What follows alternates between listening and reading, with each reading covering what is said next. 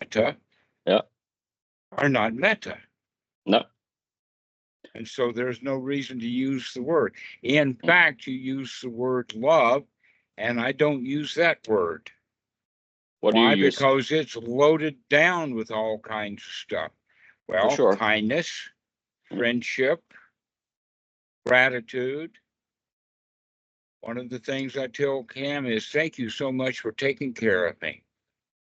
You do a really great job. You fix my food and you serve me, and I think that you're just the best wife that anyone could have. But I don't have to say I love her.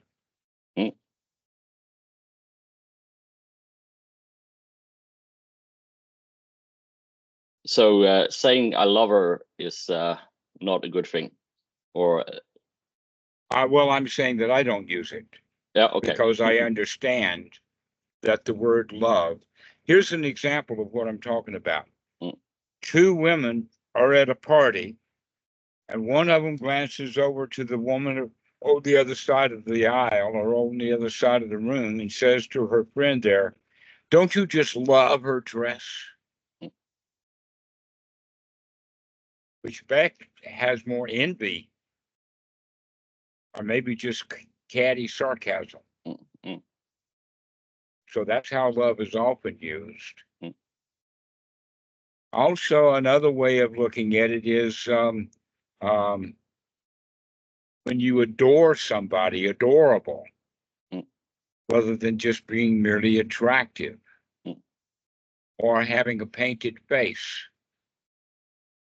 painted by Max Factor or Maybelline. So the whole point then about love and metta is that there's many different ways of using the word. The same is true of meditation. So I tend to not use the word meditation and use the word correct practice.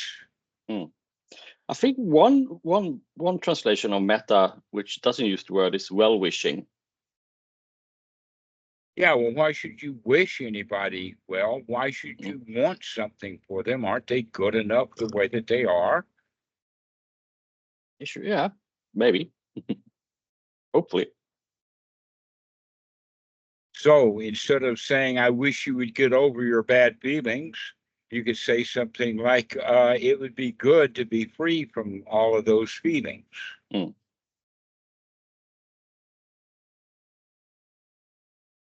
Wishing and hoping and all of that is wanting. Yeah, that is a part of that, yes, for sure. And the things are okay the way that they are now, which means that, in fact, in this regard, if you're going to give someone an apology, be very careful of the words that you're using. Yeah. One of the words that I tend to not use is the word sorry, because I'm not sorry. I made a joke and he took it wrong. I'm not sorry that I made the joke. It is a foolish statement because he could take it wrong. So I'm willing to say it was a foolish statement, but I'm not sorry for it.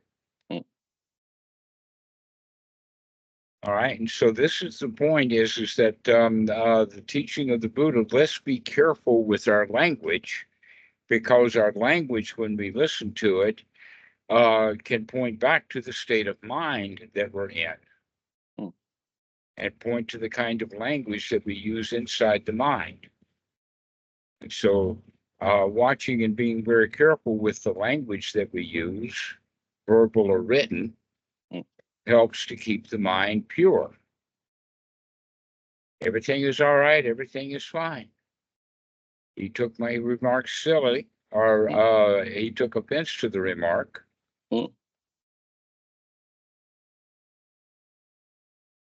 And so let's set things straight. No offense mean.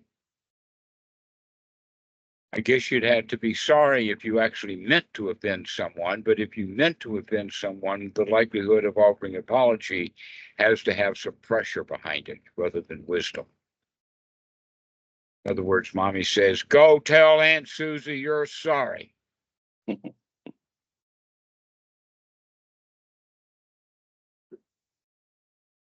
So love is like that. Metta is also, and then in fact, in the Western world, metta has become abused and misused, mainly coming from that place that is taught commonly in meditation retreats. When they teach metta, they say, have loving kindness thoughts like, may all beings be happy, may all beings be liberated. Now, that may all beings be liberated, that's very much like the Bodhisattva vow. May all of those people be liberated, and then I can become liberated. Rather than saying, I can be liberated fine enough, and I can help people if they want help. But I don't have to want them to be happy and liberated. That's not my business. If they don't want to be happy and they don't want to be liberated, that's okay with me.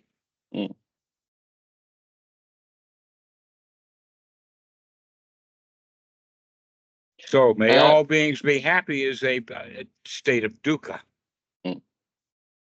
Wanting something that you don't have and you'll never get it. And that's the way that metta normally works. The Dalai Lama said, I'll tell you this and then you can finish. The Dalai Lama said, my religion is kindness. And so being kind to people, that would be metta enough. But wanting them to change so that you can feel better is how most people use the word metta. In other words, here's your pill that I've just manufactured. Take it and feel better, or else. But if you saw metta as a feeling instead of the thoughts they're using, because as I see it, it's come from Visuddhimagga, the formula. Actually, if you only have loving feelings without the thinking, that would be metta then. Loving feelings like, wow, do you want her pants? No. A little bit more impersonal. That's how the word love is used. Yeah, but isn't there a thing called unconditional love? The Christians would like to think so, but their love is almost always conditioned. You got to be the right color. Yeah. Because so it's a matter of language, and that's what I'm talking about is let's start looking at the language that we're using so that we can find some language that actually has some wholesome benefit, especially to us, because you can't help other people. No, but my experience is that actually using the standard phrases actually make me quite happy. So even though I know it's probably not doing anything for them or not changing anyone, and I'm okay with not changing anyone. It's just happy thoughts for me. Yes. In that case, those are happy, wholesome thoughts. Yeah. I've done some metta retreats and I've been incredibly happy in them. So, in the sense that you're talking about, you're saying it in the sense of he's okay, he's all right. And another way of saying it is everything is okay. Everything is all right. He's not my trouble. He's not my problem. Let him do what he wants to do. Yeah. And it has no quality of wanting to fix or change him, but rather that he's already okay. So love is not wanting to change them, letting them be as they are. Letting them be as they are. Well, yeah, if you want to use the word love, but you don't have to. No. You don't have to use the word because the word is already so packed with stuff that you want. Okay, I know what so I would love to have you come over for dinner. It's just I want you to come over to dinner. Yeah. So love in almost always is the quality of dukkha. It has the quality of wanting something. Like, don't you just love her dress has the quality of envy. Or more than likely, sarcasm. Don't you just love her dress means you don't. You don't approve.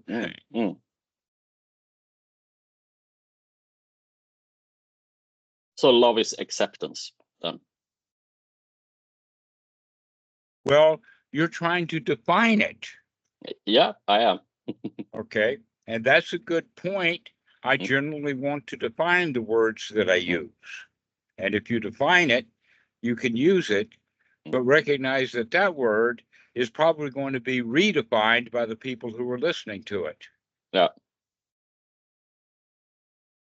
So, yeah, never mind. But I saw Buddhadasa. There's a PDF about the Brahma Viharas or Metta. I haven't read it. I have it on the reading list. What was his teaching on Brahma Viharas? I don't remember anything about him teaching about it. If you've got a PDF, send it to me one way or the other, and it will be put on our PDF media library so that people can find it. I think it's I would have sent it to you, but I think it is on. If he said it, I agree with it. Yeah. Okay, I will send it to you, and I will read it and see what his teaching is. I think it's quite clear that he probably spent quite a lot of time defining it.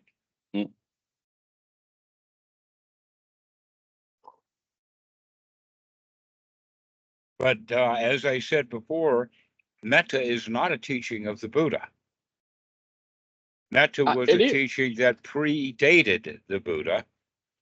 Yeah. And along with the Brahma Viharas, in fact, I don't know where the Brahma Viharas came from, but I do know that metta predated the Buddha, and that the Buddha did not have, let us say, endearing, congratulatory thoughts, but rather that it has limits to it. But he mentions it quite a few times, quite often actually. Who? Brahma Viharas in the suttas. Who? Buddha. What suttas? Well, you have metta, but that's a weird sutta. I don't understand it that much. I actually don't think it's Buddha's words, but there was the second loving kindness sutra. I don't remember what number it is, but it's where it's taking you through all the jhanas. Well, wholesome thoughts. So if metta is a wholesome thought, okay. In fact, one of the points to make here is that students have told me that my good friend Dhammarato, who teaches over at Deepapawan, when he's, let us say, corralled or cornered into teaching metta, he spends his time on teaching that it starts at home, just like charity begins at home. That's some obscure passage in the Bible somewhere, probably in Paul's writings. But Ajahn Dhammarato speaks that giving yourself that is the same thing as treating our unwholesome thoughts as, aha, I see you, rather than, oh no, I've got unwholesome thoughts, or how do I get rid of unwholesome thoughts is actually an unwholesome thought. Yeah. So we can do all of the right stuff without using the word metta. And if we do use the word metta, we're in danger of having it wrongly defined. And so having it correctly defined would be correct practice, and we don't have to do that. We can have everything is okay, everything is all right. But I hold metta for everyone. That's a bit of grandiose. So the Dalai Lama didn't say, may all beings be happy. He just says, my religion is kindness. Let's just be kind. But where does kindness start? It starts with being kind to yourself. Another word that I would use would be nurturing, as opposed to critical. That we can have nurturing thoughts to nurture ourselves. Wow, I'm really glad that I'm using the word metta. Let me change that into kindness. Let me change that word into nurturing.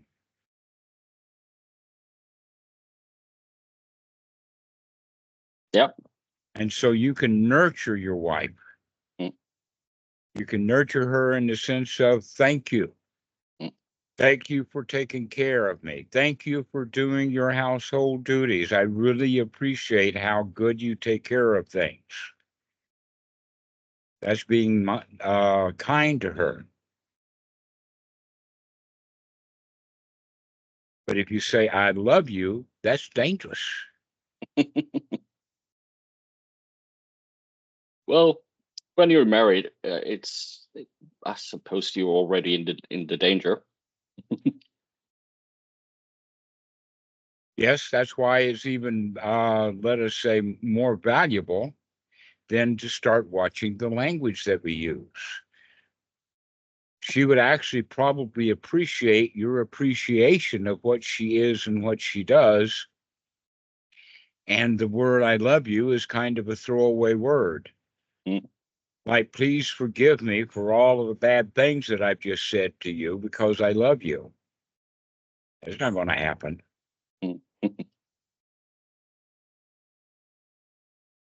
And so, yes, it has a lot to do with how we define the words. And in the defining them, like on our talks here, we can define the word that people are using, but you don't have to do words that need defining when you're talking to your wife. You can avoid the words that need definitions and use words that don't need definitions.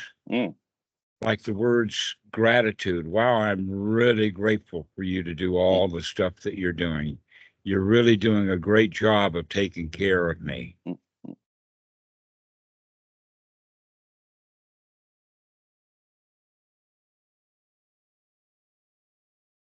You're the best mommy I ever had.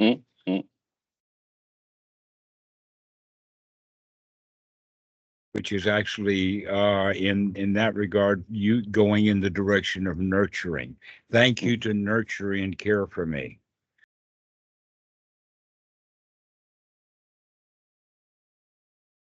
So gratitude is what you want to express. Love generally has the quality of I want something. It has, let us call it the quality of buttering up. That men often butter up their wife so that they can get something that he wants. Like for her to shut up and stop nagging.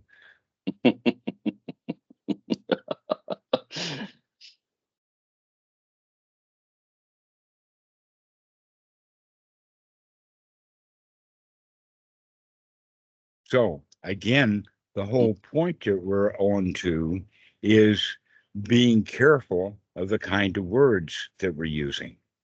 Yep.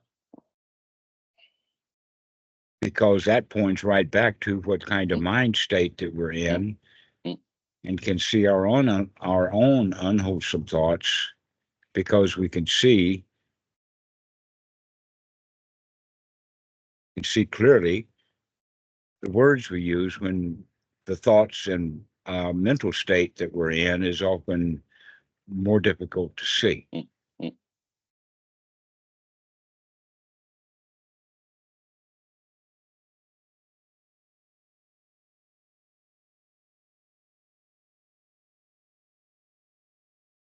So I think that you're beginning to figure out how you can talk to your wife so that it will be the most valuable. Well, Keep you out of the hot water she's I need some that you put practice, I yourself guess. in. Yes, it takes practice. That's the other point, is we have to practice generosity. Practice gratitude. Practice feeling so wealthy that we've got stuff to give away. Most people who have a lot of money, we can use the word wealthy, but they're really, really stingy. In fact, some people don't even get wealthy unless they are stingy. I'm stingy. I'm a tightwad like you wouldn't believe.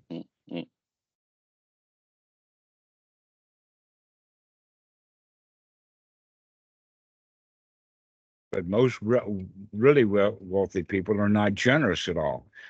So I'm a tightwad, but I'm generous.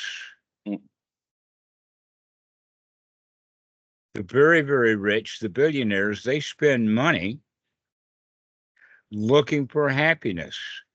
They bought all of the stuff, they bought all the goodies. Maybe they've got a yacht and a Maserati and all the girlfriends that they could buy, trophy wives and trophy girlfriends, etc., like that, and they're still not happy, so they want to buy something. One guy in the United States has actually bought a Supreme Court judge. Who was that? Arlen Crow. Okay. Oh yeah, I think I read something about that. And he has purchased Clarence Thomas. Mm.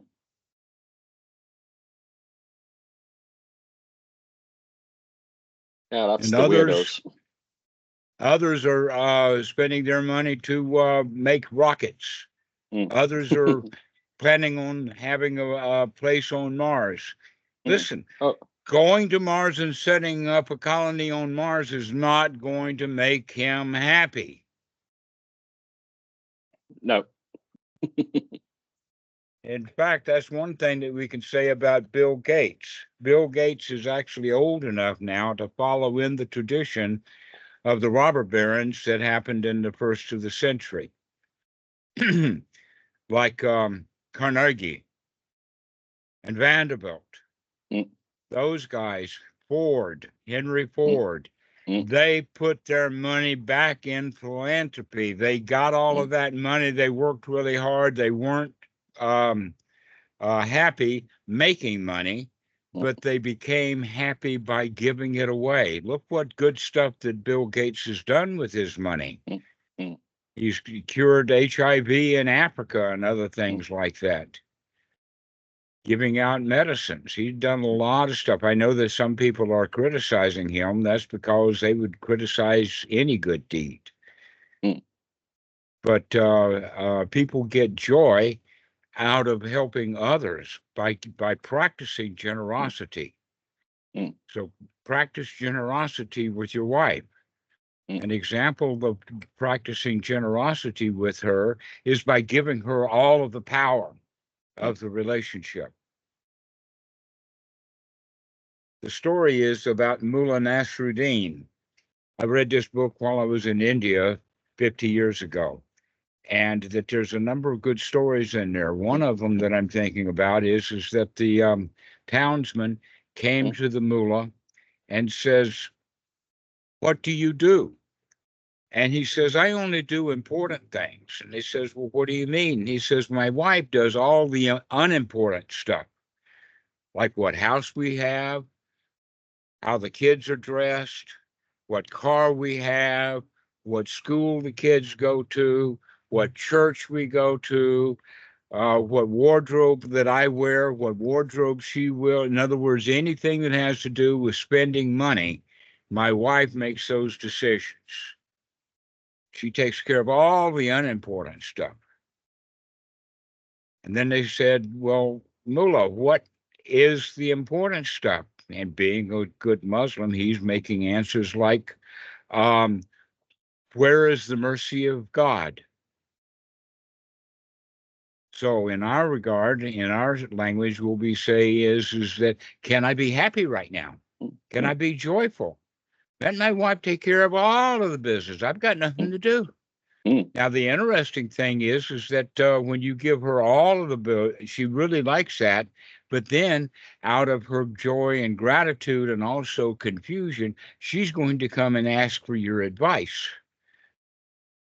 And you give her your advice, and then she'll go do what you wanted her to do in the first place. But if you tell her to go do what you want her to do, she's going to balk.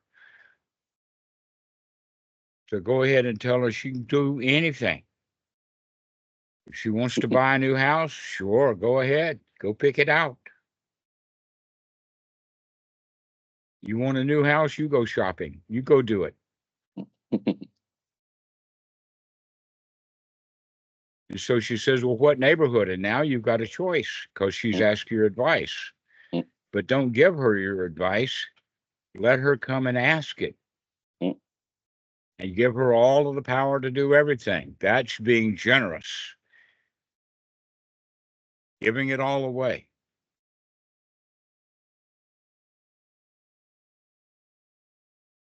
And so when she comes and asks you stuff, you can say, well, whatever you want to do. Do it any way you want to.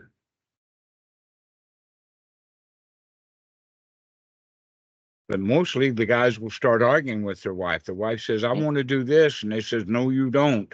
And you come up with some reason, and now you're back in the same position you just got yourself into. And so letting her have her way on everything will make your relationship with her easy. And fighting for her with her to get your way is going to make that relationship fragile.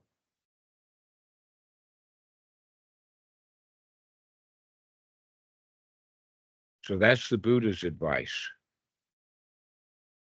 Let the wife make all the decisions. She's going to anyway.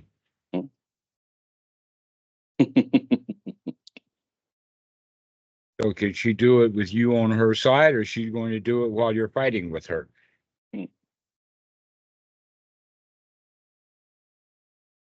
So how long were you in India when we're talking about India? I'm just curious.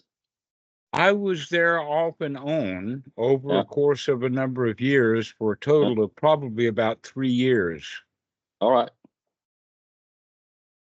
All during the late 1970s, early 80s. Right. I came to Thailand in 1982. 82. And when did you become a monk?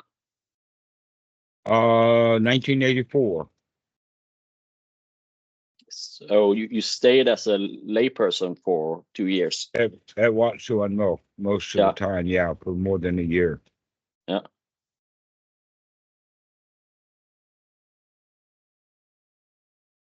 And how was that? You found your place in the Dhamma. Yeah, when I got to Wat Suan Mo, I knew I was home. Yeah. I was at the place where I needed to be and that I had been searching for all of those years.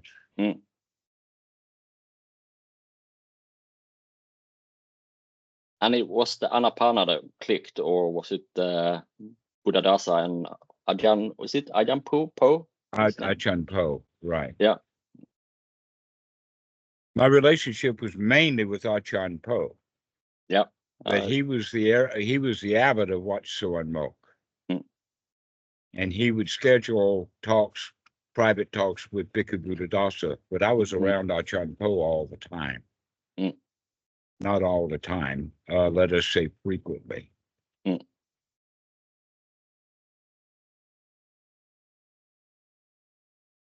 And what was it about the teaching and the relationship that made you feel at home?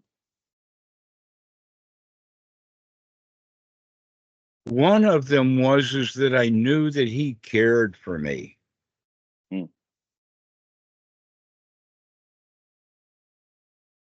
That was easy enough to tell that he really cared about me. He did things for me that he didn't have to do. He knew that I would be hungry, so he brought bananas. The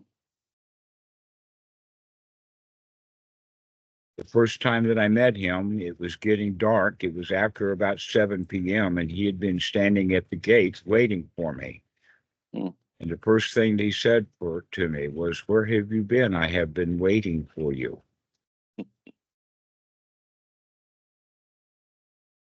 And actually, I was having trouble with the bicycle, losing spokes.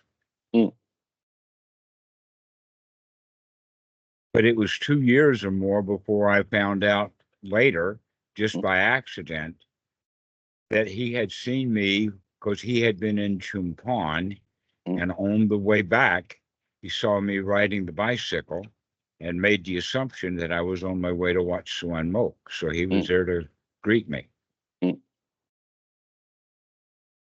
There was another time that I had gotten off of the bus early in the morning, coming back, I think, from a visa run in the south, and so I had ran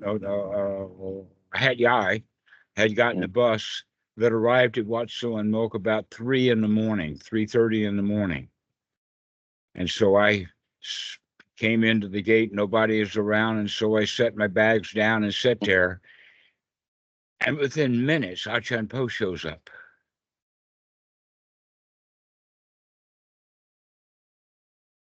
Really weird stuff like that. Mm.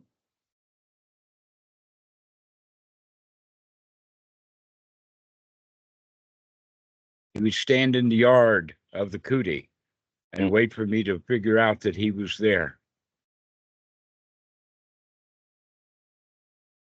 Not coughing or burping or anything, just standing there, seeing how long it took me to figure out that he was there.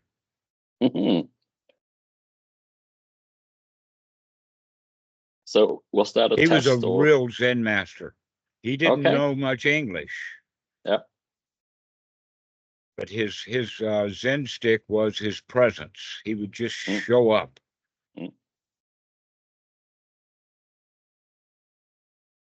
Which gave me the direct feeling that he really cared. He really cared about me.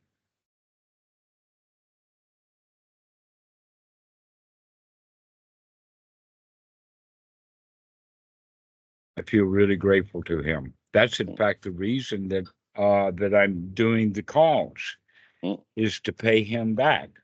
It's not paying it back, it's paying forward. That I give you all this love and attention and all of that because he gave that to me.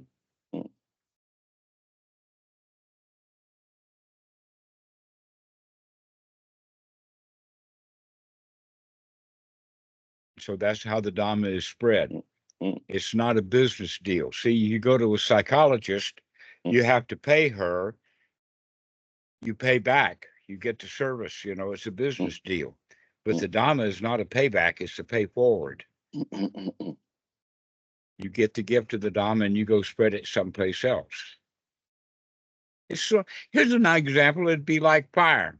You go to the neighbor's house because the middle of the night your fire went out and the house is cold. So you go to the neighbor and you get some coals in a bucket. But you can't pay him back because he's already got a fire. But if somebody comes to your house needing fire, you give them some of the coals out of your fireplace.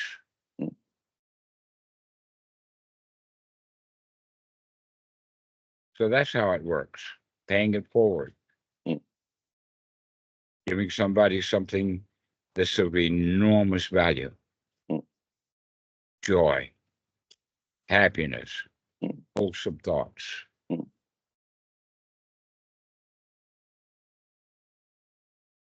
And so you hear me talking about it. You go do that with your wife. You go take care of her. You don't have to tell her you love her, but you certainly can say, I really appreciate you.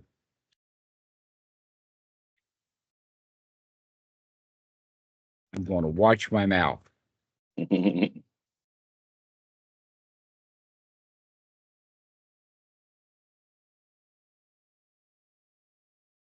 So is that all you wanted to talk about? Yes. Well, I have one question. I work night shift, so there's always a little bit of tiredness, and it kind of the first thing that usually it's hard to do the 6 times a day. But is it even beneficial to practice meditation when you're tired or sleepy? Actually, it's the absolute best time. Okay. Because the thoughts you're having is, oh, I am so tired. Oh, I hurt. And the answer to that is, let me just lay here and rest. Oh, rest is so nice. Rest is so wonderful.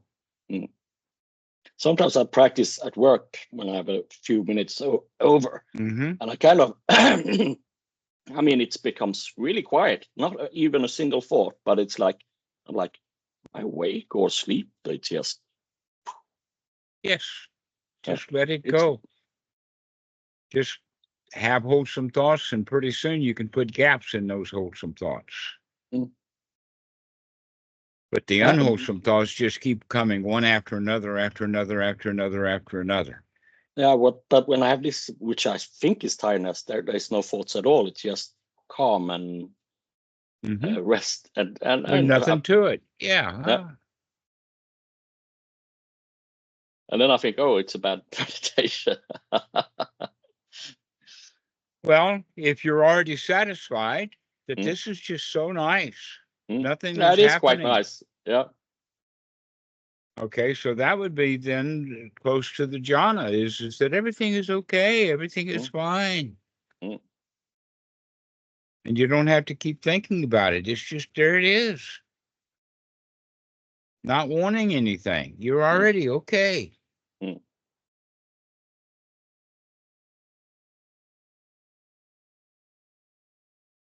So I should, but I can, because usually I don't meditate after work because I'm so knackered.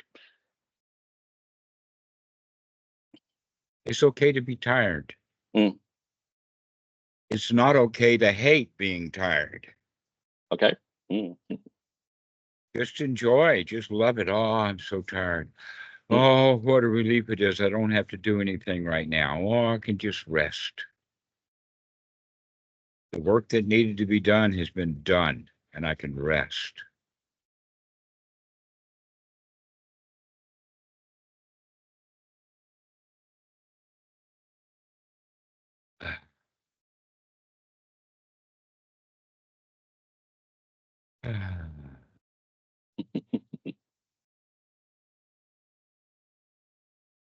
And so that rest is not the same as being tired. Being tired, we don't like being tired, being sluggish, thinking that I've got to go do something when in fact you don't have to. So instead of talking about it as tired, talk about it in the sense of, wow, it's nice just to rest. Let the body rest.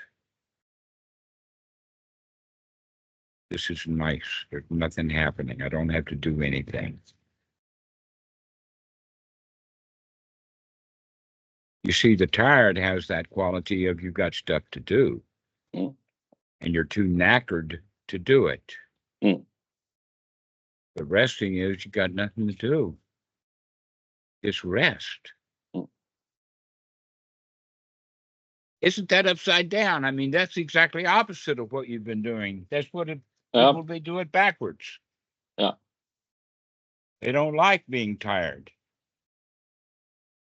So, but you can really, really enjoy just relax, nothing to do, no place to go. You can do that at work. You're walking down the hall and you get tired, just lean up against the wall. You just say, Well, at work, it's usually you don't get tired when you have things to do because you're keeping, the energy up. But it's like if there's nothing to do, it's just whoops. Yeah, just wow, I can just rest. So now we've covered two things. You can rest, and when your wife is yakking at you, you can still just rest. Yeah. Just rest. Yeah, let her do what she wants to do. You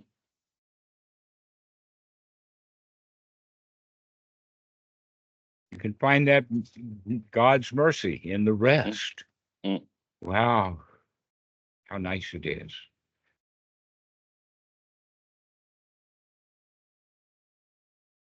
Let her be in charge. Let her do any and everything that she wants to do. Look how much work it takes to resist the wife. Look how much work it is to fight with her. What a bad habit that is. Better thing to do is just let her do what she wants to do. You married her enough, you trusted her enough to marry her, now trust her enough to run your life.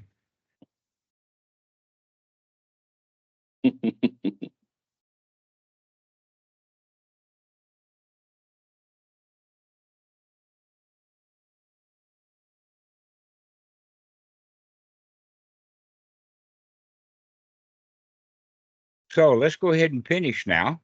Yep. And we'll talk to you later. Yep. Thank you very much. All right. Cheers. Go have fun. Just relaxing. Yeah. When your wife is telling you about this, that, and the other thing. Yeah, I will. Okay. Thank you again. Yeah. All right. Bye-bye. Have a great day. Bye.